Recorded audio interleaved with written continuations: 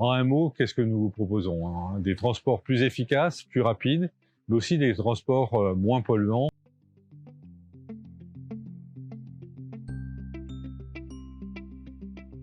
La métropole vient d'adopter un schéma des mobilités. De quoi s'agit-il? Tout simplement de vous proposer un moyen de transport pour chacun selon ses besoins. Selon ses besoins, ça veut dire que pour une personne, ce sera la marche pour de courtes distances. Pour une autre, ce sera le vélo et nous allons augmenter de 60% les pistes cyclables sur la métropole.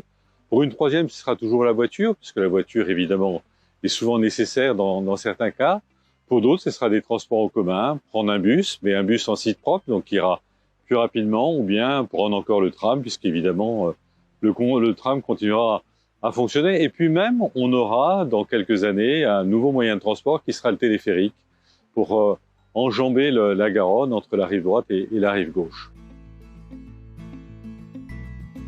Nous allons donc aussi favoriser les transports doux, c'est-à-dire la marche et le vélo, avec un premier plan marche dans la métropole. Ce sera vraiment une grande innovation.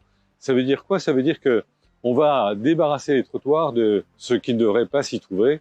Et d'abord, évidemment, des voitures. Donc, on fera en sorte que le trottoir devienne un lieu apaisé. Aujourd'hui, tous les transports, pratiquement, vont d'une ville vers Bordeaux, de Bordeaux vers une autre ville. Là, on organisera des transports pour aller d'une ville à une autre sans passer par Bordeaux. Et en particulier également, aussi, on va désenclaver la rive droite et on permettra aux gens de la rive droite de prendre aussi un transport en commun, par exemple de la Presqu'île en passant par Bassins, pour arriver sur Bordeaux et sur la rive gauche.